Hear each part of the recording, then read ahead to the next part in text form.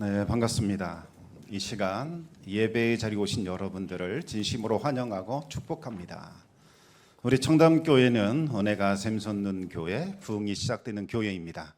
우리 하나님의 위로와 평강이 여러분과 또 여러분의 가정에 함께 하시기 바랍니다.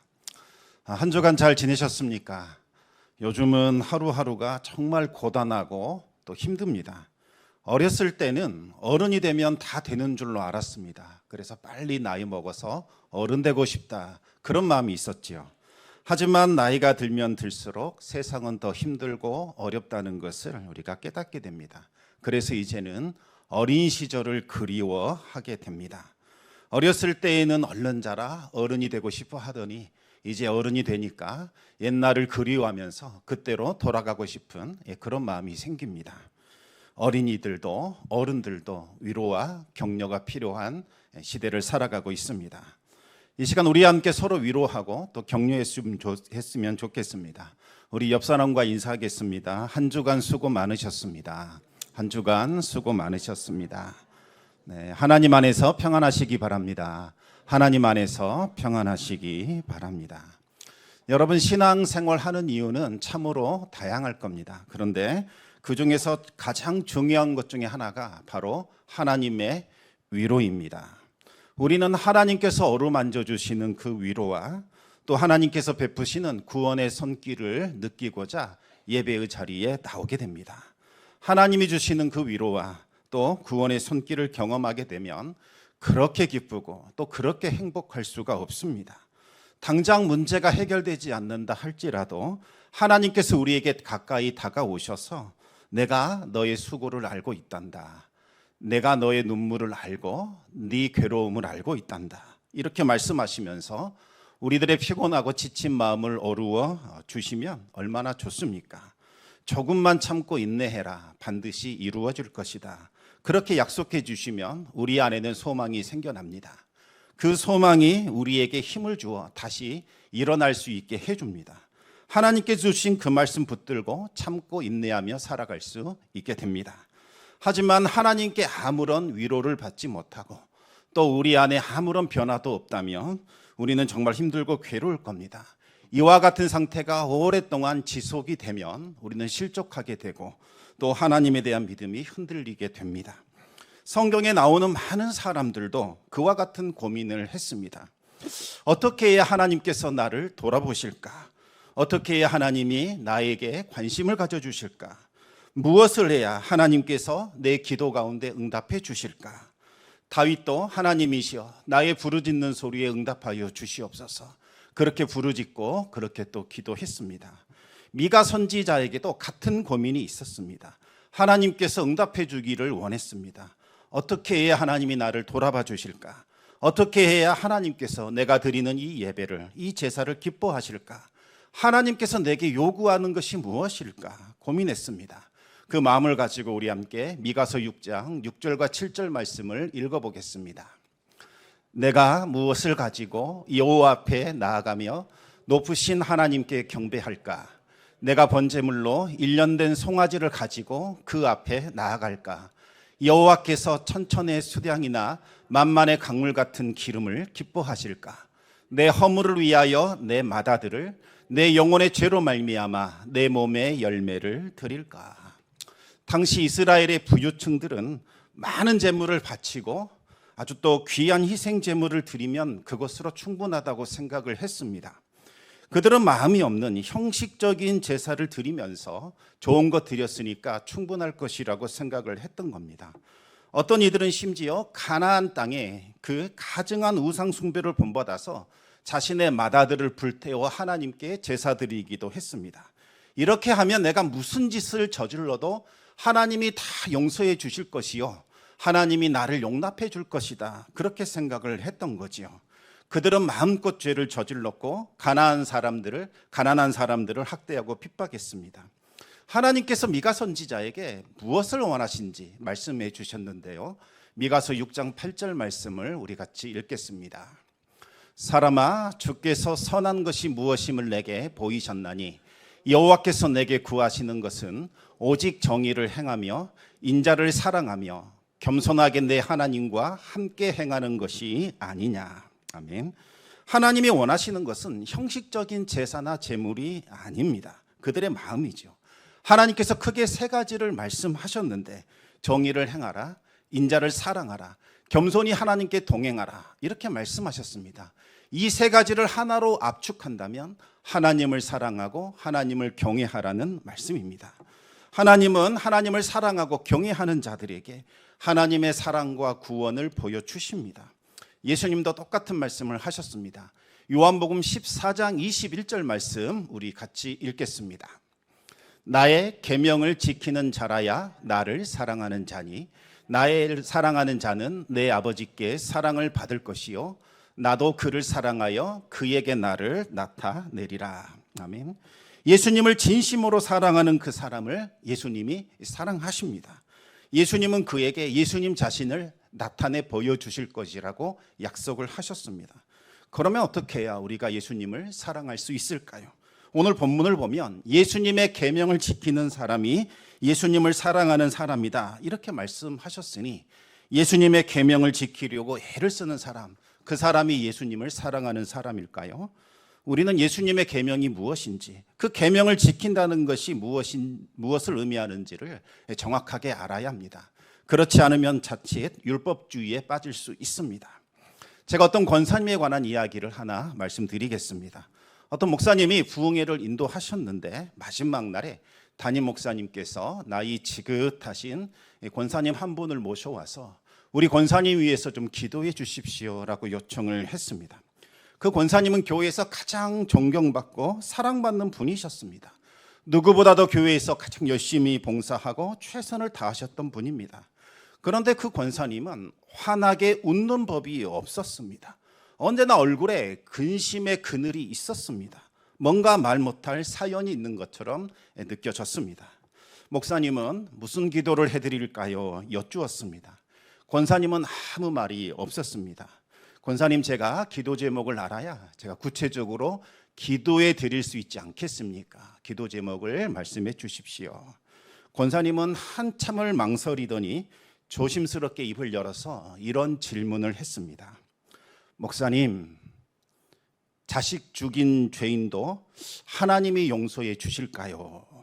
너무나 급작스럽고 충격적인 질문이라서 무슨 말씀인지 집중해서 들었습니다. 권사님은 17살 어린 나이에 시집을 가셨는데 당시는 일제강점기여서 먹고 살기가 너무나 어려웠습니다. 그래서 입 하나 덜려고 이 어린 딸을 시집을 보낸 거지요. 근데 또 그때가 일제가 패망하기 직전이라 가장 극심하게 핍박을 했습니다. 시집 간 지 4개월도 되지 않았는데 그 남편이 일제에 의해서 강제징용을 당하게 됩니다. 그런데 그 짧은 4개월 동안에 이 권사님께서 아이를 임신하게 되었습니다. 시댁 식구들도 먹고 살 일이 너무나 막막해서 얘 안 되겠다, 다시 너의 친정으로 돌아가라, 그렇게 돌려보내버렸습니다. 여러분, 17살이면 지금으로 치면 고등학교 1학년 나이죠. 친정에서도 시집 보내서 입 하나 덜었다 생각을 했는데 임신한 상태로 왔으니까 얼마나 난감하겠습니까? 딸에 대한 반가움보다는 당장 먹고 사는 현실적인 걱정이 더 앞서게 됩니다. 우여곡절 끝에 아이를 낳았는데 쌍둥이를 낳았습니다. 아이가 태어나면 온 식구가 기뻐해 줘야 하는데 한숨 소리만 가득하게 되죠. 17살 이 어린 소녀가 감당하기에는 이 현실이 너무나 암담했고 절망적이었습니다. 친정에서 말합니다. 우리 둘 다 못 키운다. 우리 하나만 키우자. 한 아이에게만 젖을 먹이라고 그렇게 말을 합니다. 그래서 어쩔 수 없이 한 아이에게만 젖을 물렸고 다른 아이는 죽었습니다. 근데 그날 이후로 죄책감이 마음에서 떠나지 않는 거죠. 자식을 죽인 죄, 몸과 마음과 영혼을 괴롭히기 시작을 합니다. 그 후에 예수님 믿고 영접했습니다. 열심히 봉사도 하고 이제는 교회에서도 인정을 받아서 권사가 되었습니다. 그런데도 그 죄책감이 떠나지 않는 거지요. 자식 죽인 죄를 과연 용서받을 수 있을까? 어린 자식을 굶겨 죽인 그 죄를 씻어보자고 그 권사님은 참회하는 마음으로, 속죄하는 마음으로 그 누구보다 열심히 봉사했고 최선을 다했습니다. 하지만 끝내 그 죄책감을 떨쳐버릴 수는 없었습니다. 예수님을 오랫동안 믿었고 최선을 다해 섬기고 봉사했지만 17살 그때에 저질렀던 그 죄에서 벗어날 수가 없었던 거지요. 여러분, 그 누구보다도 열심히 봉사를 했고 하나님을 섬겼습니다. 그런데도 왜 이 죄의 문제에서 벗어날 수가 없는 걸까요? 권사님의 기도가 부족한 걸까요? 아니면 성경을 많이 읽지 않아서 그랬을까요? 무엇이 잘못된 걸까요? 인간적인 노력이나 열정이 부족해서 그런 것은 아닌 겁니다. 출발이 잘못되었기 때문입니다. 여러분, 신앙이라는 것은 나에게서 출발해서 하나님께로 도달하는 것이 결코 아닙니다. 그것은 종교적인 열정이나 노력이지 신앙과는 전혀 다릅니다. 내 노력이나 열정이나 봉사를 통해서 하나님께 나아가려고 하는 것은 종교 생활이지 신앙 생활은 아니라는 겁니다. 여러분, 또 이 말을 오해하셔서 그 권사님은 구원받지 못했겠구나, 그렇게 단정 지으시면 안 됩니다. 누구든지 예수님을 영접하면 구원을 받습니다.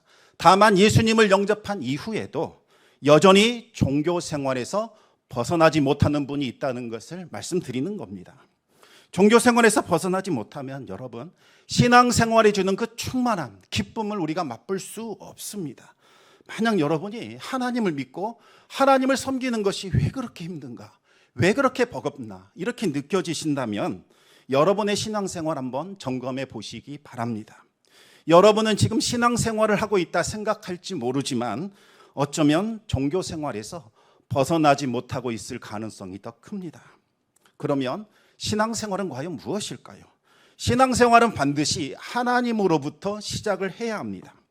내가 너를 사랑한다, 그 하나님의 음성을 듣는 데서부터 우리의 신앙이 시작이 되는 거죠. 종교는 우리가 신을 찾아 떠나가는 것이지만 신앙은 하나님이 우리를 찾아오시는 그것을 말하는 겁니다. 요한계시록 3장 20절 말씀을 우리 같이 한번 읽어보겠습니다. 볼지어다, 내가 문 밖에 서서 두드리노니 누구든지 내 음성을 듣고 문을 열면 내가 그에게로 들어가 그와 더불어 먹고 그는 나와 더불어 먹으리라. 아멘. 예수님께서 우리의 마음 문을 두드리십니다. 왜 우리의 마음 문을 두드리실까요? 예수님은 우리에게 주실 영적인 양식이 있습니다.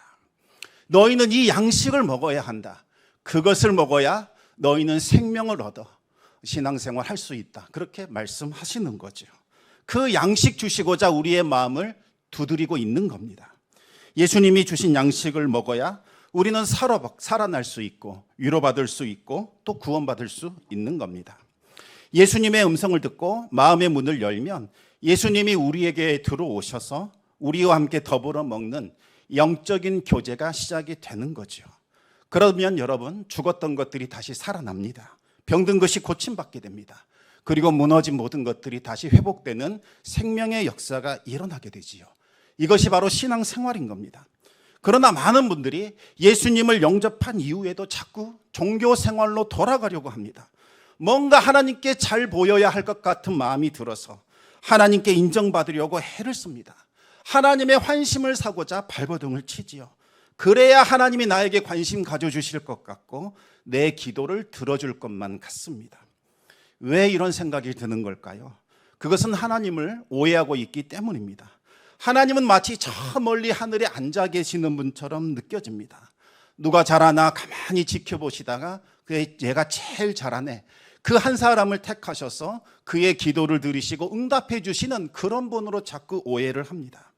그래서 많은 사람들이 하나님을 참 인색하신 분, 엄격하신 분, 까다로운 분으로 오해합니다. 뭔가 악을 쓰고 기도하고 발버둥을 치면 그제야 조금 뭔가를 주시는 그와 같은 분으로 오해한다는 겁니다. 여러분, 절대로 그렇지 않습니다. 하나님은 사랑이십니다. 사도 요한은 하나님은 사랑이 많으신 분이다 이렇게 말씀하지 않았습니다. 하나님은 곧 사랑이시다. 하나님과 사랑은 절대로 뗄 수 없는 불가분의 관계입니다. 하나님은 사랑 그 자체이십니다. 하나님에게서 사랑이 나타나지 않는 순간은 단 한 순간도 없다는 의미입니다. 그러면 하나님께서 진노하시거나 심판하실 때 그때는 어떨까요? 그때는 사랑이 사라지거나 감춰지지 않을까요? 그렇지 않습니다. 우리 하나님은 진노 중에라도 사랑과 긍휼을 잊지 않으시는, 여전히 베푸시는 분이십니다. 우리 함께 시편 78편 38절 말씀을 같이 읽겠습니다. 오직 하나님은 긍휼하심으로 죄악을 덮어주시어 멸망시키지 아니하시고 그의 진노를 여러 번 돌이키시며 그의 모든 분을 다 쏟아내지 아니하셨으니, 하나님은 이스라엘 향하여 진노를 쏟으셨지만 모두 다 쏟지는 않으셨습니다. 여러 번 돌이키셨을 뿐만 아니라 분을 다 쏟아내지 않으셨던 겁니다. 하박국 선지자는 하나님의 그 사랑과 긍휼을 보고서 깜짝 놀랐습니다. 이스라엘은 너무나 패역해서 구제불능이었지요. 패망하고 멸절되는 것이 마땅합니다. 그러나 하나님은 여전히 이스라엘을 사랑하셨고 긍휼히 여겨주셨습니다. 그리하여 이스라엘을 무너뜨렸던 그 대적들을 패망하게 만드시고 이스라엘을 다시 일으켜 세울 계획을 갖고 계셨습니다. 이전보다 더 크게 부흥하게 하셔서 하나님의 큰 영광을 나타낼 그와 같은 계획이 있었던 겁니다. 우리 함께 하박국 3장 2절 말씀을 같이 읽겠습니다. 여호와여, 내가 주께 대한 소문을 듣고 놀랐나이다. 여호와여, 주는 주의 일을 이 수년 내에 부응하게 하옵소서. 이 수년 내에 나타내시옵소서. 진노 중에라도 긍휼을 잊지 마옵소서. 아멘. 우리 하나님은 진노 중이라도 사랑과 긍휼을 베풀어 주시는 분이십니다. 싸매시고 치유하시고 고치시고 회복시키는 사랑의 하나님이십니다. 신앙생활이 무엇입니까? 바로 우리를 향하여 확증된 하나님의 사랑을 받아들이는 것, 바로 여기에서부터 시작이 되는 거죠. 하나님께서 예수님을 통하여 완성시킨 그 십자가 구원을 나의 것으로 믿고 받아들이는 겁니다. 그런데 사탄은 이것을 극도로 싫어합니다. 사탄은 하나님 보지 마라, 네 자신 보라, 끊임없이 우리에게 말합니다. 네가 얼마나 형편없고 쓸모없고 무가치한 자인지 그렇게 지적하면서 정죄를 하지요. 십자가 사랑은 우리에게 효력이 없을 것이다, 그렇게 무시하도록 만듭니다. 하지만 성령님은 끊임없이 십자가 사랑을 우리에게 확증시켜주고 증언시켜줍니다. 우리의 모든 죄가 다 십자가로 전가되었다, 예수님께로 다 흘러갔다, 그분이 우리의 모든 죄를 다 짊어지셨다라고 말씀하십니다. 예수님은 우리의 모든 죄를 뒤집어 쓰셨고 그 죄 그 자체가 되셨고 하나님의 형벌과 진노를 받아 죽으셨다고 말씀하고 있습니다. 이제 예수님의 십자가로 해결되지 못하는 죄는 없습니다. 예수님의 십자가로 용서받을 수 없는 사람은 없습니다. 누구든지 그 십자가 사랑과 구원을 나의 것으로 받아들이면 하나님의 자녀가 되고 죄와 사망의 권세에서 벗어날 수 있습니다. 부흥회를 인도하셨던 그 목사님께서 권사님에게, 권사님, 이제는 십자가 사랑을 받아들이시기 바랍니다, 권면했습니다. 하나님도 그의 아들을 십자가에서 죽게 하신 분입니다. 권사님을 사랑하시기 때문에 그 일을 행하셨습니다.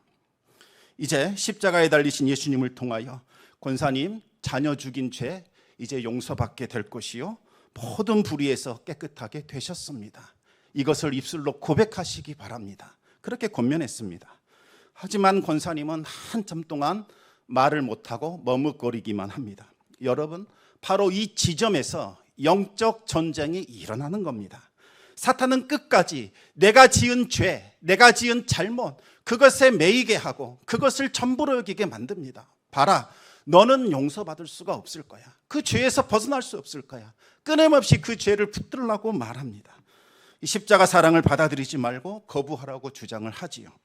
하지만 성령님은 예수님의 십자가를 통하여 확증된 하나님의 사랑을 너의 것으로 받아들이라, 그렇게 강권하십니다.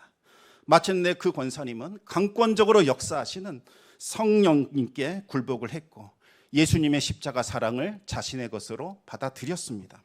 어떻게 되었을까요? 그 즉시로 죄짐이 벗겨집니다. 그리고 참된 자유와 해방을 맛볼 수 있었습니다. 처음으로 그 권사님의 얼굴에서 환한 웃음이 피어나기 시작을 했습니다. 하나님의 사랑을 받아들인 그 순간 즉시 그 영혼이 살아나게 되었고 고침을 받게 되었고 회복되는 생명과 구원의 역사가 일어나게 된 겁니다. 여러분, 이것이 바로 신앙생활입니다. 십자가 사랑을 받아들이는 것, 여기에서부터 우리의 신앙은 시작이 되는 겁니다. 예수님은 이것을 포도나무와 가지의 비유로 설명해 주셨습니다. 가지가 열매를 맺기 원한다면 포도나무에 붙어 있어야 하지요. 가지가 포도나무를 떠나지 않고 붙어 있으면 이 포도나무로부터 생명을 공급받습니다. 그래서 잎사귀가 무성해지고 수많은 결실을 거두게 됩니다. 하지만 가지가 포도나무로부터 절단된다면 메말라 죽게 됩니다. 더 이상 생명을 공급받을 수 없지요. 포도나무로부터 떨어져 나간 가지에는 열매가 맺힐 수 없습니다. 포도나무로부터 흘러나오는 그 생명을 공급받아야만 잎사귀가 열리고 풍성한 열매를 맺게 되는 법입니다. 마찬가지입니다. 여러분, 신앙생활 내 힘, 내 노력, 내 열정으로 하는 것 아닙니다. 그렇게 신앙생활하는 사람의 특징이 있습니다. 늘 화가 많습니다. 늘 힘듭니다. 불평이 있습니다. 왜 나만 이거 해야 하나? 그와 같은 좋지 않은 마음을 품게 됩니다. 그러나 예수님이 주시는 생명과 힘과 큰 능력으로 신앙생활하면 섬길 수 있는 것 자체가 기쁨이요 감격입니다. 나 같은 사람에게 주님의 몸된 교회를 섬기게 하시다니 너무나 큰 은혜라 고백하게 되는 겁니다. 가지가 포도나무에 붙어 있을 때에 포도나무로부터 흘러나오는 그 생명을 공급받을 수 있듯이 우리가 예수님 안에 머무를 때에 예수님께로부터 흘러나오는 생명과 힘과 능력을 얻을 수 있는 겁니다. 어떻게 해야 우리는 예수님 안에 거할 수 있을까요? 요한복음 15장 10절 말씀을 읽겠습니다. 내가 아버지의 계명을 지켜 그의 사랑 안에 거하는 것 같이 너희도 내 계명을 지키면 내 사랑 안에 거하리라. 예수님의 계명을 지키셔야 합니다. 예수님의 계명 지키면 예수님의 사랑 안에 거할 수 있습니다. 예수님의 사랑 안에 거하는 사람은 예수님 안에 거하게 됩니다. 도대체 예수님의 계명은 무엇일까요? 요한복음 15장 12절을 계속해서 읽겠습니다. 내 계명은 곧 내가 너희를 사랑한 것 같이 너희도 사랑하라 하는 이것이니라. 아멘. 예수님께서 우리를 사랑하는 것처럼 우리도 서로 사랑하라. 이것이 예수님이 우리에게 주신 계명입니다. 예수님이 우리를 사랑하시는 것, 그것을 믿고 받아들이라는 겁니다. 십자가를 통하여 확증된 하나님의 사랑을 진실한 것으로 믿고 받아들이고 이제 그 사랑을 나의 것으로 소유한 이후에 다른 사람에게 흘려보내라. 이것이 예수님의 계명입니다. 여러분, 예수님의 사랑을 메마른 우리 심령에 가득히 채우면 어떤 일이 벌어질까요? 예수님이 우리 안에 거하시게 됩니다. 눈을 떠도 예수님이 보이고 눈을 감아도 예수님이 보입니다. 예수님 생각밖에 나지 않습니다. 이것이 바로 예수님과 연합되어 있는 상태입니다. 예수님의 사랑으로 충만해진 상태, 이때가 바로 성령 충만한 상태지요. 우리의 심령에 예수님의 사랑이 흘러 들어오게 되고 예수님의 사랑이 우리의 심령을 가득히 채우게 되면 우리 안에는 놀라운 변화가 시작이 됩니다. 죽었던 그 영혼이 다시 살아나지요. 병들었던 영혼이 고침받게 됩니다. 무너졌던 모든 것들이 다시 일으켜 세워지는 회복이 일어나게 됩니다. 이전 것은 지나가고 새로운 피조물이 되는 놀라운 새로운 창조의 역사가 일어나게 되는 겁니다. 여러분, 예수님의 사랑을 내 심령에 가득히 채운 상태에서 누군가에게 말하는 것과 그렇지 않은 상태에서 누군가에게 말하는 것, 천지 차이가 있습니다. 내가 하는 말에다가 예수님의 사랑을 담아내면 그 말은 사람을 살리고 고치고 회복시키는 생명의 도구가 됩니다. 하지만 사랑이 없는 메마른 상태에서 하는 말은 아무리 그 말이 옳고 바른 말이라 할지라도 상대방을 죽이고 마음을 찌르고 고통스럽게 하는 비수가 됩니다. 따라서 우리는 날마다 예수님의 사랑으로 우리의 심령을 채워야 합니다. 예수님의 십자가는 예수님을 처음 믿고 영접할 때 그때 딱 한 번 묵상하면 되는 것이 아니라 날마다 매일 매순간 우리는 묵상해야 합니다. 십자가를 묵상할 때에 예수님의 사랑이 우리 안에 흘러 들어오기 때문입니다. 그 사랑으로 우리의 심령을 가득히 채워야만 우리는 열매 맺는 신앙생활을 할 수 있습니다. 여러분, 기도도 마찬가지입니다. 요한복음 15장 7절 말씀을 우리 읽어보겠습니다. 너희가 내 안에 거하고 내 말이 너희 안에 거하면 무엇이든지 원하는 대로 구하라. 그리하면 이루리라. 여러분, 거한단 말이 뜻이 무엇입니까? 한번 결단하고 끝나는 것을 말하는 것이 아니죠. 결단한 그것을 끊임없이 지속적으로 이어져 가는 것, 이것을 말하는 겁니다. 예수님의 사랑을 내 심령에 가득 채운 상태에서 한번 기도해 보시기 바랍니다. 기도가 바뀝니다. 하나님 뜻에 합당한 기도가 나오게 되고 무엇이든지 원하는 대로 이루어지게 됩니다. 예수님의 사랑을 내 마음에 채우지 않는 상태에서 기도하면 어떤 기도가 나올까요? 자꾸 다른 사람 변화시켜 달라는 기도하게 됩니다. 하나님, 내 상황이 마음에 안 드니 이 상황 좀 바꿔주십시오. 지금 내 모든 것들이 불만족스러우니 다 바꿔주시기 바랍니다. 모든 문제의 원인을 밖에서 찾게 됩니다. 그러면 감사가 없고 불평과 원망만 가득하게 됩니다. 하지만 예수님의 사랑을 내 심령에 가득 채운 후에 한번 기도해 보시기 바랍니다. 기도가 바뀝니다. 나를 바꿔달라고 기도하기 시작합니다. 내가 복의 근원으로 부름받았다는 사실을 깨닫게 됩니다. 하나님이 나를 복의 근원 삼아 주셔서 모든 것을 복되게 변화시킨다는 그 놀라운 계획을 우리가 깨달을 수 있게 됩니다. 내가 복이 되어야 합니다. 그래야 내 주변이 복으로 바뀌게 됩니다. 내가 복된 존재로 살고 있지 않기 때문에 변화가 없구나, 그 사실을 깨닫게 되는 거죠. 그 순간 기도가 달라집니다. 하나님, 나를 바꿔주십시오. 기도하게 됩니다. 하나님, 나를 써주십시오. 간구하게 됩니다. 프란체스코처럼 평화를 위한 도구로 쓰임받게 해달라고 간구하게 됩니다. 그 전의 기도는 이런 기도입니다. 하나님, 이 세상의 악을 좀 제거해 주시면 좋겠습니다. 평화를 좀 부어주시면 좋겠습니다. 이런 기도를 했다가 이제는 하나님, 저는 미천하고 보잘것이 없습니다. 그러나 저를 평화의 도구로 사용해 주십시오. 주님, 말씀해 주십시오. 제가 순종하겠습니다. 이와 같은 적극적인 기도를 하게 드리는 겁니다. 나를 쳐서 하나님께 복종시키는 능동적인 기도를 올려드리게 됩니다. 하나님, 하나님께서 부르신 그 복된 존재로서 살아갈 수 있도록 나를 변화시켜 주십시오. 그렇게 기도하게 되지요. 그리고 그 기도는 반드시 응답받게 되어 있습니다. 여러분, 거울 앞에서 한번 얼굴을 찡그려 보시기 바랍니다. 그러면 거울에 비친 내 모습도 찡그릴 겁니다. 이번에 거울 앞에서 한번 웃어보시기 바랍니다. 그러면 거울에 비친 내 모습도 웃을 겁니다. 내가 변하면 거울에 비친 내 모습도 변한다는 거지요. 내가 변하지 않으니까 거울에 비친 내 모습도 변하지 않는 겁니다. 하나님은 우리에게 한없는 사랑을 날마다 채워주시기를 원하십니다. 하나님의 사랑이 우리의 심령에 충만해질 때야 우리가 변화가 됩니다. 하나님의 생명과 하나님의 힘과 하나님의 능력이 우리를 변화시키고 우리에게서 흘러나와 다른 사람을 변화시키게 되는 겁니다. 여러분, 자동차에 기름 채우지 않고 운전하실 생각입니까? 기름을 채워야 되지 않겠습니까?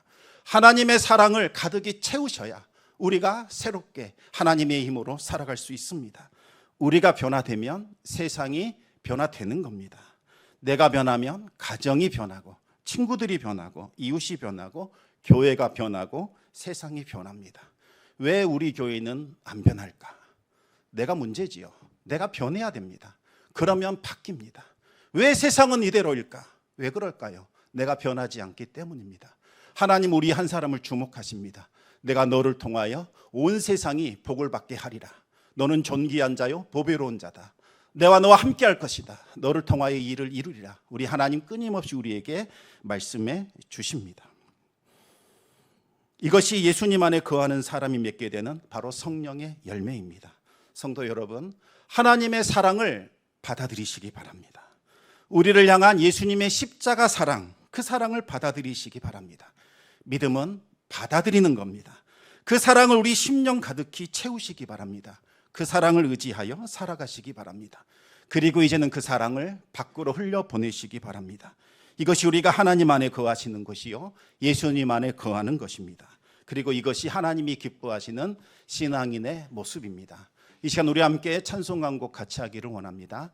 나의 안에 거하라 라는 우리 주님의 부름에 주님 안에 거하기를 원합니다. 고백하는 마음으로 이 찬송 같이 부르시겠습니다.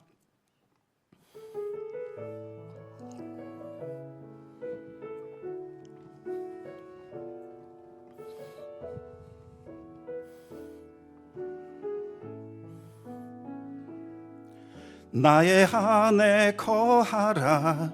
나는 내 하나님이니 모든 환난 가운데 너를 지키는 자라. 두려워하지 말라. 내가 널 도와주리니 놀라지 말라. 내 손 잡아주리라. 나의 안에 거하라.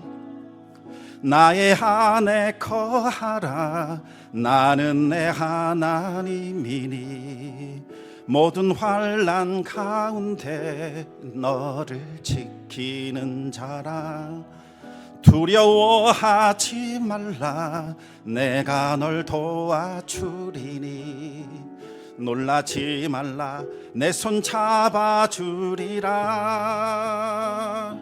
내가 너를 지명하여 불렀나니 너는 내 것이라. 내 것이라. 너의 하나님이라. 내가 너를 보배롭고 존귀하게 여기노라. 너를 사랑하는 내 여호와라. 나의 안에 거하라. 나의 안에 거하라.